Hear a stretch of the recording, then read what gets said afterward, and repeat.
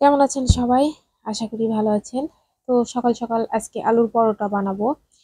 তো আলুর পরোটার জন্য আলুটাও সিদ্ধ বসিয়ে দিয়েছি, আর এইদিকে আমি ময়দা আটার ডো একটা তৈরি করে নিলাম, যেভাবে রেগুলার পরোটা বানানো হয় আর কি। উষ্ণ গরম জল দিয়ে আমি আটার ডোটা করে নিলাম, আর সাথে তো ওই যে লবণ তেল চিনি দিয়ে ময়াম করে নিয়েছিলাম ভালো করে। তো এখন এটা আমি কিছুক্ষণ সময়ের জন্য রেস্টে রেখে দিব, আর এইদিকে আলুগুলো ছিলে আমি শুকনো মরিচ ভেজে পেঁয়াজ রসুন ভেজে এর সাথে মাখিয়ে নিলাম। তারপরে টালা জিরের গুঁড়ো, গরম মশলা গুঁড়ো, লবণ, সামান্য পরিমাণ ঝালের গুঁড়ো সবকিছু দিয়ে এই যে আমি 6টা পরোটা বানাবো। তো তার জন্য এই যে সবকিছু রেডি করে নিয়েছি। এখন শুধু পরোটাগুলো হালকা হাতে অল্প করে বেলবো, বেলে তারপরে এর মধ্যে পুর ভরে মুখটা জয়েন করে আবারও বেলবো আর কি। আর সব সময় আপনারা যে যদি পুর ভরা কোনো আইটেম আটার পুর তৈরি করেন, তাহলে আপনারা সব সময় কিন্তু এই যে আটার ডোটা সবসময় নরম রাখবেন, তাহলে বেলতে গেলে আর ফাটবে না, সুবিধা হবে বেলার জন্য। যে আলুর পরোটায় বলেন বা কচুরি বলেন, এই সব কিছুতে একটু নরম করলে আর কি ভালো হয় বেলার সময়। তো এই যে আমি বেলে নিচ্ছি। আমার আটাটা আজকে একটু শক্তই হয়ে গিয়েছিল, আর আর একটু নরম হলে ভালো হতো আর কি, কিন্তু বুঝতে পারি নাই প্রথমে। কি আর করা যাবে। তো এই তো আমি সবগুলো এই যে একটা একটা করে এইভাবে বেলে মুখটা ইয়ে করে নিচ্ছি। আলুটা ভিতরে, আলুর পুরটা ভিতরে দিয়ে এই যে হাত দিয়ে একটু চাপ দিয়ে মুখটা জয়েন করে নিলাম, নিয়ে এই যে আবার আলতো হাতে এক সাইড করেই বেলতে হবে। এটা কিন্তু উল্টিয়ে বেলা যাবে না, যে সাইডে আপনি মুখটা জয়েন করলেন ওই সাইড দিয়েই বেলবেন। তাহলে দেখবেন আপনার ডোটা ফেটে যাচ্ছে না, ফেটে আলুর পুরটা বের হচ্ছে না। আমার যেহেতু একটু নরম হয়েছিল, শক্ত হয়েছিল, সেই কারণে আর কি একটু অসুবিধা হচ্ছিল বেলার সময়। একটু নরম হলে ঠিকঠাক ছিল আর কি, ঠিক ভালো হতো, আর একটু বেলতে সুবিধা হতো। আর আলুর পরোটা কিন্তু খেতে খুব ভালো লাগে, আর খুব একটা বেশি তেলও দিতে হয় না, অল্প তেলেই হয়ে যায়।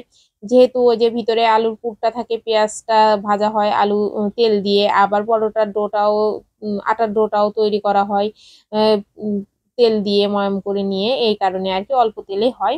এই সসের সাথে খেতে ভালোই লাগে, খারাপ লাগে না। মজা হয়েছিল খাবারটা খেতে। এখন এইটা আমরা সকালে ওই যে আলু পরোটাটা খেয়ে তারপরে এই যে মুগের ডাল বসিয়ে দিয়েছিলাম গ্যাসের চুলাতে। আজকে মুগ ডাল রান্না করব, তারপর এই যে কাঁচা কলা ছিল, একটা কাঁচা কলা ভাজি করব, তারপরে বাঁধাকপি করব, আলু ফুলকপির একটা সবজি করব। মাছ মাংস কিছু করব না, কিন্তু সবজির আইটেমই অনেক কয় রকম করব আর কি। তো সাথে কয়েকটা আলু আমি ভেজে নিয়েছিলাম।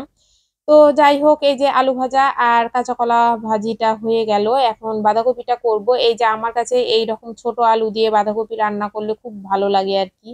তো এই যে আমি আলুটা ভেজে নিচ্ছি, বাঁধাকপির আলুটা আগে তেলে জিরা তেজপাতা কাঁচামরিচ সম্বারা দিয়ে আমি আলুটা দিয়ে দিয়েছিলাম, দিয়ে আলুটা লবণ হলুদ দিয়ে একটু ভেজে নিয়ে তারপরে এই যে কেটে ধুয়ে রাখা বাঁধাকপিটা দিয়ে, এখানে কোনো জল টল অ্যাড করব না আমি। শুধু ওই যে বাঁধাকপি থেকে যে জলটা বের হবে ওইটা শুকিয়ে আসার পরে আদা জিরে বাটা দিয়ে আবারও নাড়তে থাকবো। তাহলে যখন আঠা আঠা হয়ে যাবে, জলগুলো সব টেনে যাবে, উপর থেকে এই যে ভাজা জিরার গুঁড়ো দিয়ে তারপরে আরো কিছুক্ষণ নাড়াচাড়া করে নামিয়ে নিব। তাহলে আমার বাঁধাকপির ঘন্টটা রেডি।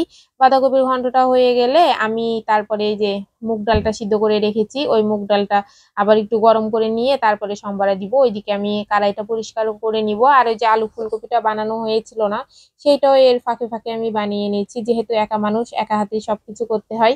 এইভাবেই একটা করে বানিয়ে রান্না উঠিয়ে দিয়ে তারপরে আবার আর একটা বানিয়ে নিয়ে এইভাবেই করি আর কি।